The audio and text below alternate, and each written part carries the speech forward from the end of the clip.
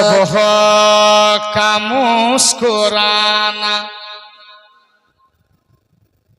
गुलशन का जगमगाना सुभान अल्लाह सुबह का मुस्कुराना गुलशन का जगमगाना याद आ रहा है मुझको तशरीफ उनका लाना याद आ रहा है मुझको सरकार का जमाना सुबह का मुस्कुराना गुलशन का जगमगाना याद आ रहा है मुझको तशरीफ उनका लाना याद आ रहा है मुझको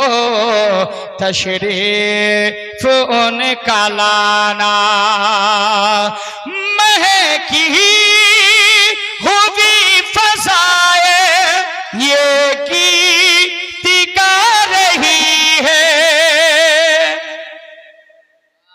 सुभान अल्लाह बोलूं सुभान अल्लाह सुभान अल्लाह पवित्र कुरान থেকে একটি আয়াতে কারিমা সূরা ইউনূস থেকে আমি আয়াতে কারিমা তেলাওয়াত করেছি বাবারে এ যুবক একটু বক্তব্য শোনার একটু মেজাজ তৈরি করেন যদি আপনার মাথার ব্রেন এইদিকে ওইদিকে থাকে বক্তব্য শোনা হয় না আর কোনোদিনই আপনার অন্তরের ভিতরে কথাগুলি বসবেও না যতই চেষ্টা করি আপনার ঢোকাবার আমি কিন্তু কোনোদিনই ঢোকাতে পারবো না মূলত আলোচনার দিকে আমি যাব একটু কথাগুলো মূল্যায়ন করবে বাবা আজকে আপনার দুই একটি কথা বলি পবিত্র কোরআন পাকি থেকে একটি আয়াতে কারিমা তেলাওয়াত করেছি মহান রব্বুল আলামিন আল্লাহ পাক পবিত্র কোরআনে বলছেন আল্লাহর ওলির সম্পর্কে যারা আল্লাহর প্রকৃত বান্দা যারা প্রকৃত বান্দা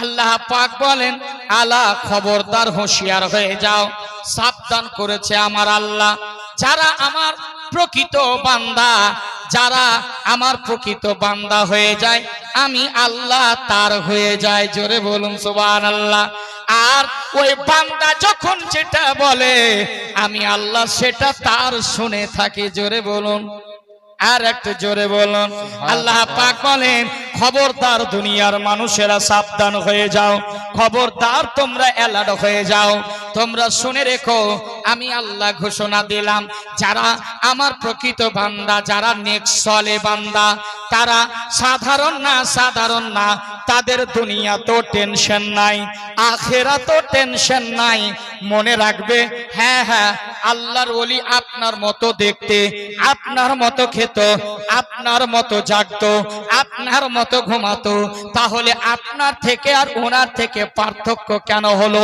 কিসের জন্য পার্থক্য হলো বুঝে নিতে হবে পার্থক্যটা কেন হ্যাঁ হ্যাঁ বলো হুজুর উনিও তো চলাফেরা করত উনিও তো দুটা তার পা ছিল ওনারও তো দুইটা চোখ ওনারও তো নাক ছিল আমারও নাক আছে আমিও খাওয়া দাওয়া করছি উনিও খাওয়া দাওয়া করছেন তাহলে ওলি কি করে হলো আর আমি কিভাবে মানুষ সাধারণ হয়ে থেকে গেলাম শুনে এরকম মুন্সি টলার মানুষ আরে যারা আল্লাহর দিওয়ানা হয়ে যায় যারা আল্লাহর নৈকট্য লাভ করে আল্লাহর কুরব হাসিল করে আমার আল্লাহ তাকে বেছে নিয়ে তাকে ওলি বানায়া দেয় জোরে বলুন সুবহানাল্লাহ কিন্তু বাবা একটা কথা মনে রাখবে যারা আল্লাহর ওলিদের সাথে থেকেছেন যারা আল্লাহর ওলিদের পাশে থেকেছেন তাদেরকেও আমার আল্লাহ সুযোগ দিয়ে ওলিদের নিগাহে তাকেও ওলি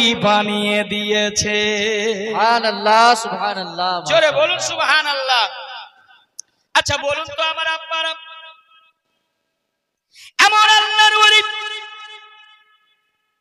রমজান মাস কি মাস বললা পবিত্র রমজান মাস একজন আল্লাহর ওলি যার নাম হযরতে জামালউল্লাহ শাহ বড় আল্লাহর নেক ওলি তিনি তার একটা ছাত্র যার নাম হচ্ছে বাবা, যার নাম আপনার হযরতে জামালুল্লাহ শাহ রহমাতুল্লাহ আলাই, তার শীর্ষ, তার নাম হচ্ছে হযরতে দারগাইয়া। জোরে বলুন সুবহানাল্লাহ। ওলি এবং উস্তাদের মধ্যে কতটা পার্থক্য। রমজান মাস হয়েছে, রমজান মাসে তিনি কি করছেন, কিছু মুরিদেরা গেলেন, মুরিদেরা যাওয়ার পর বলছে হুজুর আগামী কালকে রমজান মাস, আগামী কালকে রোজা, আমাদের জন্য একটা হাফিজে কোরআন লাগবে। এখন হঠাৎ করে কেমনে হাফিজ পাওয়া যাবে, কোথায় পাওয়া যাবে? আল্লাহর ওলির ক্ষমতা দেখেন, আল্লাহর ওলির পাওয়ার আছে না নাই, একটু খারামত দেখেন। আল্লাহর ওলি হযরতে জামালুল্লাহ শাহ মুরিদদেরকে, ভক্তদেরকে বললেন, ওরে বাবা শোনো শোনো শোনো শোনো, তোমরা ফজরের নামাজ পড়ে যখন মধ্য একটা রাস্তা, তিন মোহনী রাস্তা হবে, ওখানে সকালে দাঁড়িয়ে যাবে। সকাল ভোরবেলায় যাকে পাবে আমার দরবারে ধরে নিয়ে আসবা। বাবা গো, শিষ্যরা যেন হুজুরের কথাটাই মেনেছে। মেনে নেওয়ার পরে তিনি বাড়ি চলে গেছেন, কেননা সন্ধ্যার সময় কোরআন তেলাওয়াত হাফিজের প্রয়োজন আছে। কোথায় পাবে হাফিজ, কোথায় পাওয়া যাবে? এমার্জেন্সিতে হযরতে জামালুল্লাহ শাহ তিনি বলেছিলেন, এই তিন মোহনী রাস্তায় সকাল ভোরবেলায় যাকে পাবা তাকে আমার কাছে ধরে নিয়ে আসবা। বাবা গো, ভক্তরা মুরিদেরা তাই করেছেন। সকাল হয়েছে, সকালবেলা তিন মোহনী রাস্তায় দাঁড়িয়েছে। আপনাদের কি বলে? তিন মোহনী বলে না? জোরে, একটু জোরে বলুন। তিন মোহনী রাস্তায় মুরিদেরা, ভক্তরা দাঁড়িয়ে গেছেন। দাঁড়িয়ে যাবার পর অপেক্ষা করছেন, হয়তো কোনো মুসলমান, কোনো একজন হাফেজ সাহেব আসবেন আর তাকে হুজুরের দরবারে নিয়ে যাওয়া, হুজুরের নিকটে নিয়ে যাব। বাবা সকালবেলা দেখছেন, কি দেখছেন? সকালবেলা একটা হাতে ত্রিশূল, একটা হাতে নিয়ে আছে ঘটি, একটা মাথায় টেকা লাগা, একটা সকাল ভোরে ভোরে সাধু বাবা চলে আসছে। বাবা মুরিদেরা কি করলেন? কেন হুজুর বলেছিলেন সকাল ভোরবেলায় যাকেই পাবা তাকে আমার দরবারে ধরে নিয়ে আসবা। তাই করলেন কি, ওই পণ্ডিতটাকে ধরে, বাবা যিনি মাথায় একটা টেকা লাগা আছে, হাতে ত্রিশূল লাগা আছে, আপনার একটা ঘটি নেওয়া আছে, ওই ঘটির মধ্যে অনেক রকম ফুল রাখা আছে। এবার ভক্তরা ধরে ওই পণ্ডিতকে নিয়ে হযরতে জামালুল্লাহ শাহর দরবারে চলে গেলেন। হুজুরকে সালাম করলেন, হুজুর গো এই যে দেখেন ধরে নিয়ে এসেছি। আমার হযরতে জামালুল্লাহ শাহ ওই পণ্ডিতটাকে দেখে বলে, আরে তোমরা কি করেছো? বলে হুজুর আপনি তো বলেছিলেন সকালবেলা যাকে পাবা তাকেই ধরে নিয়ে আসবা, আমি ওনাকে ধরে নিয়ে আসছি। ওই পণ্ডিত বলছিল, কি বলেছিলে জানেন? ওই বাবা মুসলমান, আমি হিন্দু ধর্মের মানুষ, তোমরা কেন কোথায় ধরে নিয়ে যাচ্ছ? বলে চলো চলো, ওখানে কথাবার্তা হবে। আল্লাহর ওলির কাছে নিয়ে গেলেন। নিয়ে যাওয়ার পরে হযরতে জামালুল্লাহ শাহ যেন উপর থেকে নিচ পর্যন্ত ওই পণ্ডিতের দেখতে আছে। পণ্ডিত কি করলো? ভয়ে থরথর করে কাঁপতে লাগলো। এই আল্লাহর ওলি না জানে কি করবে আমাকে, ভয় খেয়ে গেল, না জানে কি করবে আমারে। হযরতে জামালুল্লাহ শাহ বড় আল্লাহর ওলি রে বাবা। ওই আল্লাহর ওলি পণ্ডিতকে বলে, আয় রে পণ্ডিত একটু কাছে আয়। বলে বাবা আমি মুসলমান না, আমি হিন্দু, আপনার কাছে গিয়ে কি করব? আমার জামালুল্লাহ শাহ বলে, আয় না রে পাগলা, আয় আয় আমার নিকটে আয়। আল্লাহর ওলির কাছে আসলেন, একবার বুকটাকে চেপে ধরলেন। ধরার পরে এবার আমার জামালুল্লাহ শাহ আল্লাহর ওলির পাওয়ার দেখেন, আছে না নাই? বেশক বেশক আছে। আমাদের আকীদা আল্লাহর ওলি জিন্দা আছে না নাই? আছে না নাই? জিন্দা আছে। আপনার বাবা মা মারা গেছে, জিন্দা আছে না নাই? বলে জিন্দা আছে। হ্যাঁ, এখানে তো বুঝার পার্থক্য যে আছে না নাই। রূহ কখনো মরে না, মরে না, কোনোদিনই মরবে না। আল্লাহ সূরা ফাতার মধ্যে 164 আয়াতের মধ্যে আল্লাহ বলছেন, বান্দা আমি তোকে খাবার দিই, আমি আল্লাহ তোকে জীবন দান করেছি, আমি আল্লাহ তোকে পথ দেখাই, আমি আল্লাহ তোকে সিধা রাস্তা দেখাই, আমি আল্লাহ তোকে অসুস্থ করি, আমি আল্লাহ তোকে শেফা দিই, আমি আল্লাহ তোর মরণ দিব, আমি আল্লাহ তোর পুনরায় জীবন দান করব। সুবহানাল্লাহ সুবহানাল্লাহ জোরে বলুন, সুবহানাল্লাহ আর একটু জোরে বলুন আল্লাহু আকবার, সুবহানাল্লাহ আর একটু জোরে বলুন আল্লাহু আকবার। আল্লাহু এটা আকবার। আল্লাহর কথা। আমরা কোনোদিনই মরি না, মানুষের ভাগ করা আছে রূহগুলো। যেমন মুরগার দানা ভরা, দেখছেন না? দেখেছেন মুরগার দানা ভরা? এরকম কোয়ালিটি আপনার আমার, এই কোয়ালিটিতে প্রত্যেকটা মানুষের রূহ রাখা হবে। প্রত্যেকটা মানুষের রূহ জিন্দা।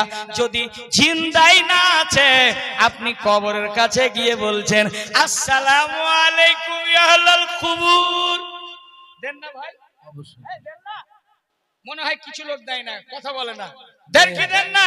দিই। এই, একটু জোরে বলেন, দেন কি দেন না? দিই। আসসালামু আলাইকুম ইয়া আহলাল কুবুর। এখানে বলা হচ্ছে যদি আপনি কবরের পাশে দিয়ে যান, যদি আপনি সালাম না করেন, 3 মাইল পর্যন্ত আপনার রুহে পাক আপনার পিছনে পিছনে যায়। আরে মুর্শিদওয়ালার মানুষ, জুম্মেদারি স্টেজে বলে যাচ্ছি, আমার মায়েরা যে যেখান থেকে শুনছো, বৃহস্পতিবারে রাতে ঘরটাকে ভালো করে পুছা করে দিবা, ভালো করে সাজিয়ে দিবা, আর একটু সেন্ট মারবা, আতর মারবা, ঘরটাকে সুগন্ধ করে দিবা। বাড়ির সামনে পেশচাপ করবা না, গোবর দিয়ে কখনো লেপবা না, কখনো নাপাক জিনিস দিয়ে লেপবা না। এটা আহলে সুন্নাত ওয়াল জামাতের আকীদা রে। প্রত্যেকটা মানুষ আজ 500 বছর 200 বছর আগে মারা গেছে, প্রত্যেকটা রুহে পাক বৃহস্পতিবারে রাত্রে আসে।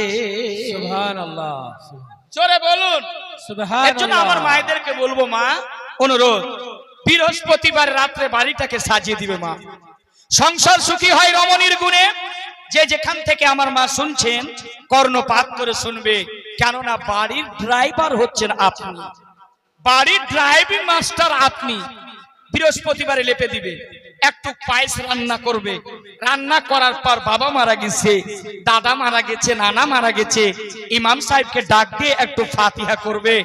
আপনার বাড়িতে যারা রুহে পাকগুলি আসবে, আপনার জন্য মঙ্গল কামনার দোয়া করে যাবে। জোরে বলুন সুবহানাল্লাহ আর একটু জোরে বলুন সুবহানাল্লাহ। সুবহানাল্লাহ। এর জন্য বৃহস্পতিবার রাত্রে আমরা আহলে সুন্নাত ওয়াল জামাত, আমরা জিন্দার কথা বলি। জোরে বলুন কুরাকার বলি সুবহান। এবার বলতেছেন, কি বলতেছেন?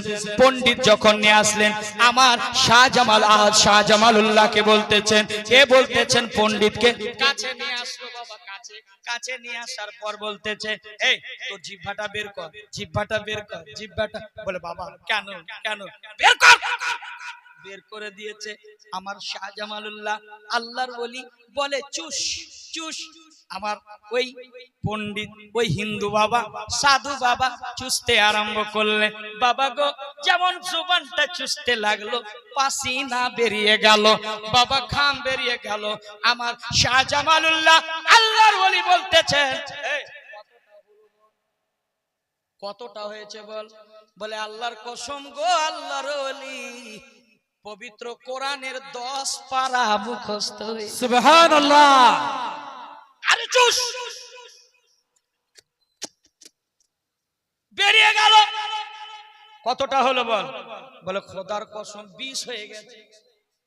আর একবার চুপ হুজুর, আর পারি না গো। বলে চুষ, চুষলেন মোকাম্মাল। বলে আল্লাহর কসম পবিত্র কোরআন 30 পারা আমার জবানে মুখস্থ হয়ে গেছে। সুবহানাল্লাহ নারায়ে তাকবীর वली में वो तासीर देखी, बदलती हुई हजारों की तकदीर देखी। जोरे बोलो সুবহানাল্লাহ আল্লাহর ওলির ক্ষমতা আছে কিনা। এবার শাহজামালুল্লাহ বলে, যে যার পণ্ডিত থাকলো না, মুসলমান হয়ে গেল, হাফিজে কোরআন, এর পিছনে রমজানের রোজা রাখার পর তারা। জোরে বলুন সুবহানাল্লাহ।